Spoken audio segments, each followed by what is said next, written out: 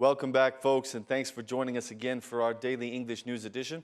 I'm Daniel Cook, reading a translated version of today's top stories.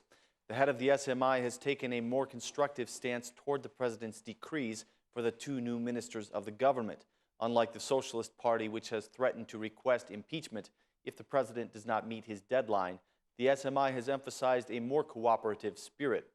The party chairman, Ilir Meta, says that he is convinced that cooperation between the institutions will be more valuable than the use of inflammatory rhetoric. He made the following statement today. I want to re-emphasize my confidence that a cooperative spirit between the institutions will prevail over any unnecessary deepening of mistrust. Meanwhile, the Democratic Party has not become involved in the debate about the president's stance. Instead, they have focused on making allegations that the Prime Minister is using this issue to put pressure on the president, since the majority does not have enough votes to dismiss him. Sources within the Democratic Party say that the president is staying within his constitutional limits.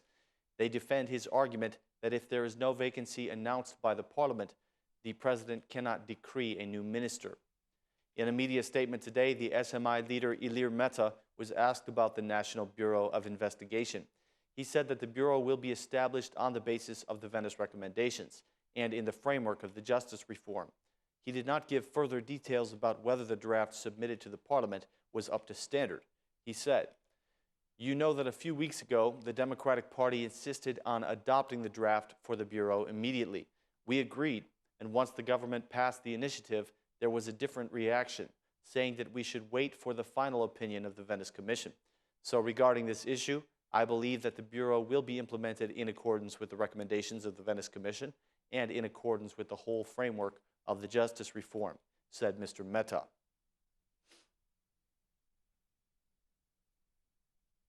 Prime Minister Rama was in Pogradec today to address the new members of the Socialist Party. He made a summary of the government's work so far and claimed that the opposition is the primary enemy of the reforms. According to him, the difficult political situation is because of the absence of a true opposition. He said, "It is not an easy political situation. The absence of a challenging opposition with a vision and a program makes the governance more difficult. Meanwhile, the presence of an old government that does nothing but slander us makes it difficult for people to view politics with respect. Everything the government does is being attacked and criminalized, and this is only because we are making reforms that create opponents and affect many interests. Why do you think that the Interior Minister is attacked the most by the old government? It's because he is a courageous leader in a battle that affects people's interests. A party that calls itself an opposition has organized more than 1,000 conferences in 2.5 years just to slander the Minister of Interior. They slander him because their interests are being damaged," said Mr. Rama.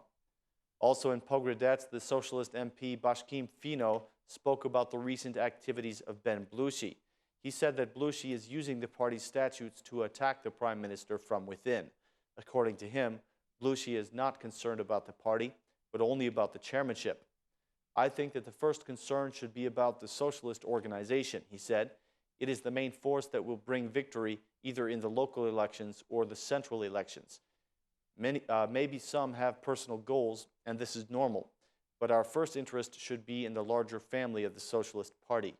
You cannot wage a political war using the statutes and attack the government for its reforms," said Fino. He expressed the opinion that after the victory in 2013, holding elections within the party would have been pointless.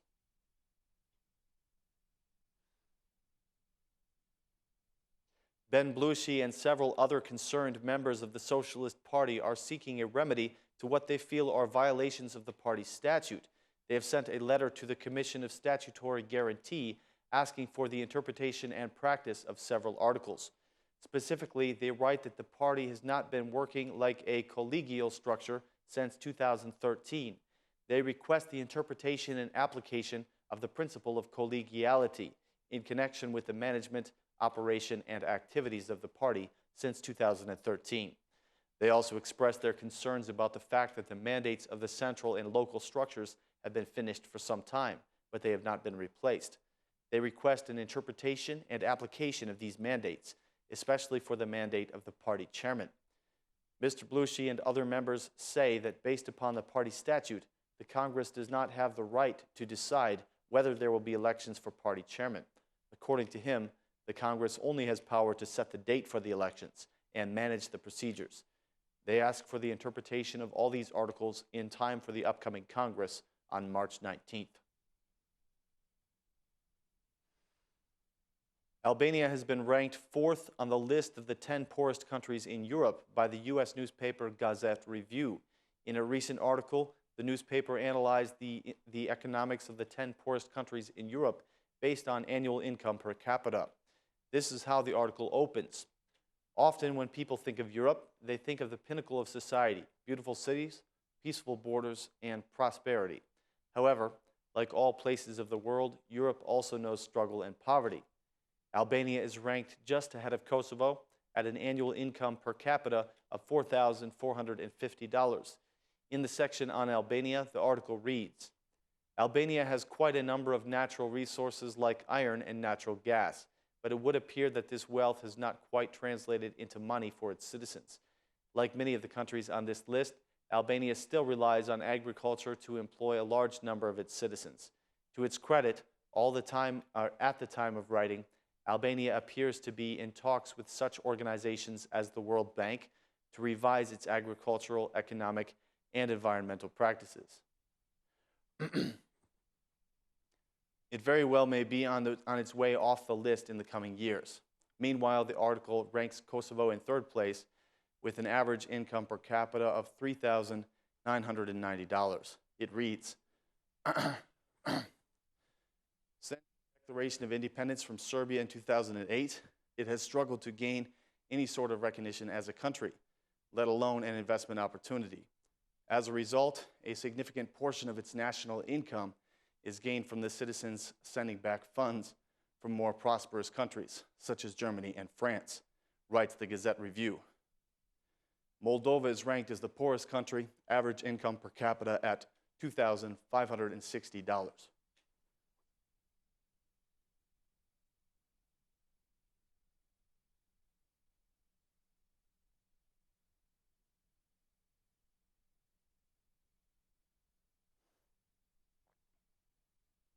The American Chamber of Commerce has joined the Association of Foreign Investors in their stance against the bill that will make it mandatory for businesses to register with the public chamber. According to the chairman, Mark Crawford, the bill is a violation of the independence of business, and the obligatory membership fee is a hidden tax on business owners. He said, it's better for businesses to decide on their own whether they want to be members or not. Everything that is compulsory is a tax. There are direct and indirect taxes, but if businesses have an obligation to become a member of something, and it's an obligation of the state, it is an indirect tax, said Mr. Crawford. Only 500 of the 113,000 commercial companies that are registered have joined the Public Chamber of Commerce. This is about 0.5% of all the businesses in the country. Nearly half of the 12 regional chambers of commerce have very few, if any, members, and they do not organize any activities. The experts have said that compulsory business registration is a feature of autocratic countries. According to them, it is a system that is typical of dictatorships.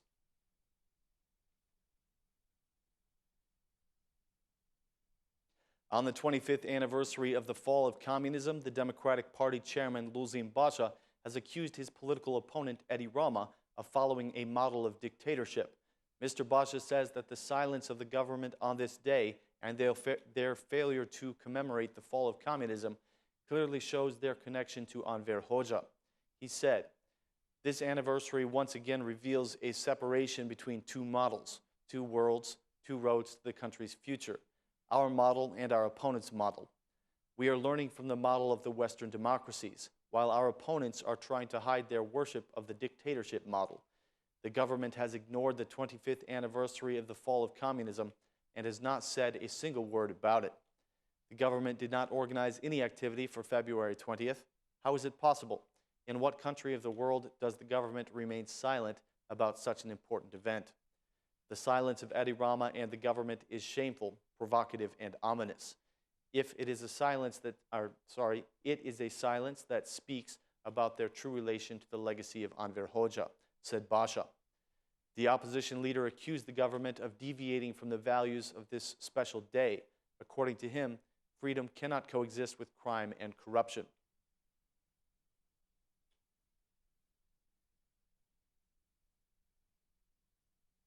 That's the end of our edition for this evening. Thanks again for watching. We'll be back again on Monday with more news in English. Have a great weekend.